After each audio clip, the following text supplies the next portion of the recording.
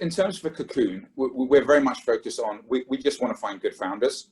As long as it's an enterprise tech or deep tech, we don't really have any true focus. We've obviously got some companies in fintech, which you know, in logistics, that's just because there's a lot going on. In terms of, if you look at the overall funding kind of world and what's happening, there's obviously a lot more emphasis now in online education. I think logistics, kind of telemedicine or online medicine, and probably a lot less on kind of on the consumer and on travel. Cybersecurity is another one, which we're seeing a lot more interest in as well.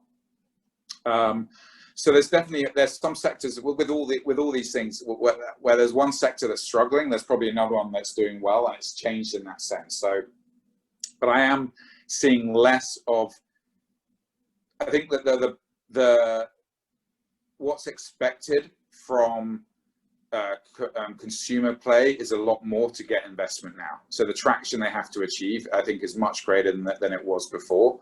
And travel, I think the focus now on travel is more on post-COVID. So I think a lot of what COVID has actually done for a lot of, you know, so if you look at like hospitality and travel, they've been devastated now. Nothing is happening. Everybody's pretty much, you know, revenue is dried up. But the belief is, and this is something that we do look at Cocoon, is that post-COVID, a lot of these industries, which were very kind of stuck in their ways, their manual ways of doing it, are going to accelerate towards digitization, because the numbers aren't going to add up otherwise. You know, the revenue is not going to go back up. They've still got the cost. How can we become more efficient? And to do that, they've got to digitize. So where people probably would have been slow adopting technology before, I think it will accelerate. So the question now that we're all asking ourselves, which is like the billion-dollar question, is when is the vaccine coming, and when are things going to start opening up again? And I can't give you any insights into that whatsoever, I'm afraid. Nobody could. Right. So what are some of the issues that you see the ecosystem is facing, such as the shortage of funding outside of Singapore, or shortage of good startups in Southeast Asia? But feel free to define what a good startup is to you. Yeah. So what are some of the gaps that you see? Look, I think the first thing that I've noticed is that the money is very much, a lot of the money is still situated in Singapore. And especially with lack of travel, it means that, you know, there's certain countries that are being starved of early stage funding. And in a lot of other markets, if you go to the UK or the US, where I've got experience, there's a lot of angels. So there's a lot of private money that people will put money in. But that money is, I would call, money that people can afford to lose. It's discretionary money. Obviously, with the times as hard as it is now, it's not that there's less of that around. Family offices are getting interested, but they're still wanting to do later stage. So when I talk about like early stage investing, I'm talking about companies that are kind of pre-revenue or very, very early stage revenue companies. And there's just very little money out there for them, especially if you go to, we've done investments like Myanmar, Vietnam, Thailand, Philippines, and Indonesia just in the last 12 months. And it is a struggle for them to raise that money before they've got traction. When you've got traction, it's kind of easier to raise money. So I think that's one aspect where the struggles are happening. Also, in terms of diversity, we still don't. There's still not a huge number of female founders out there. So we've been running events ourselves, something we call Female Founders Mentoring Hours. We've got a lot of the top VCs who will spend 13 minutes with founders, like 4 to 8 founders, and help build a relationship, help answer questions that they've got, try and give them a network that they can then go out and raise money. Because I think fundraising, a lot of people think of it as we just got to go and present to the investor. and then they will give us $1 million. It's still done on relationships. And I think this is going to be one of the things. Conferences and everything were a great way for founders to get a chance to actually meet people, meet the investors in person. And I don't think it can be replicated so easily online.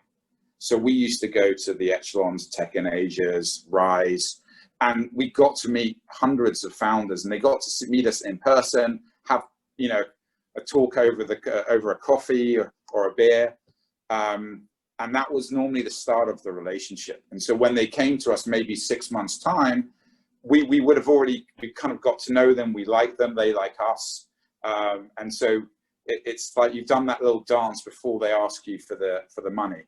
And that builds a chance of success, and also de-risks it for the investor, or de-risks it for the entrepreneur, because the entrepreneur, you want to find the right money, not just any money.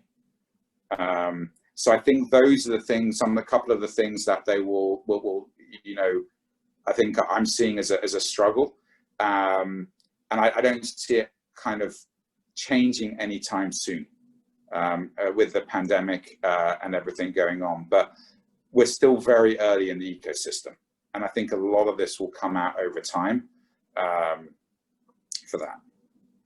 Right, and great initiatives that you have here in driving entrepreneurship and business growth for female founders. Yeah. But why do you think this is important to drive inclusivity and diversity?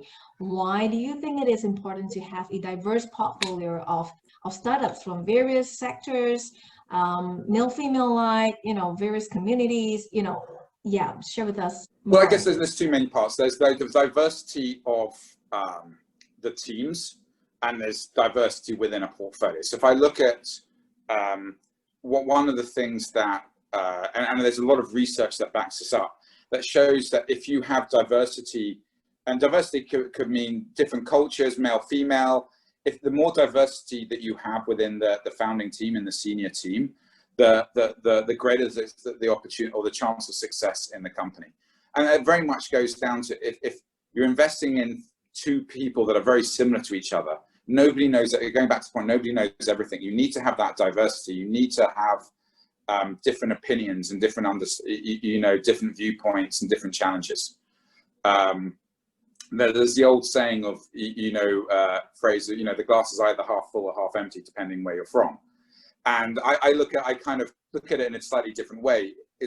You need to have the balancing act. So you need to have one founder who's the optimist, who's going for the stars and the moon, everything. And then you need to have the person that is, who looks at it and it says it's half empty, which is the pessimist, because you want to try and bring that balance. And then you want the devil's advocate who will challenge. And then you also want one of them to be that person who asks the question, why is the glass twice the size as it needs to be?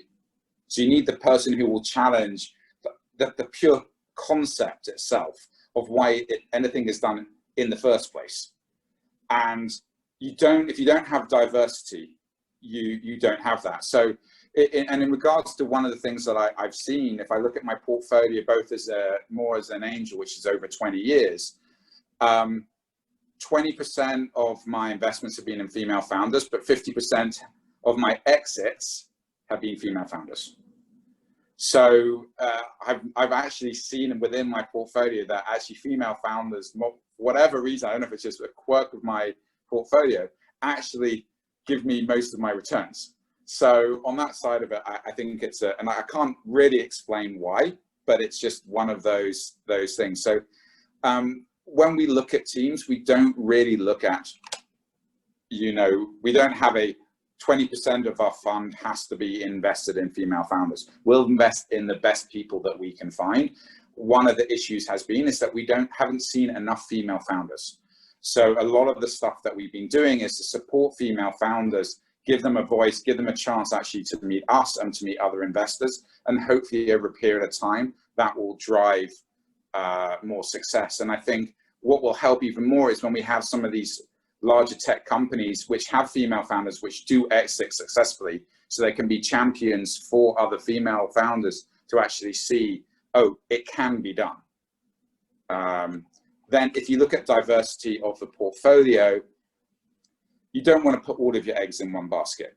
And I think in the startup world, I think you can be more focused as a later stage fund because you're doing less deals.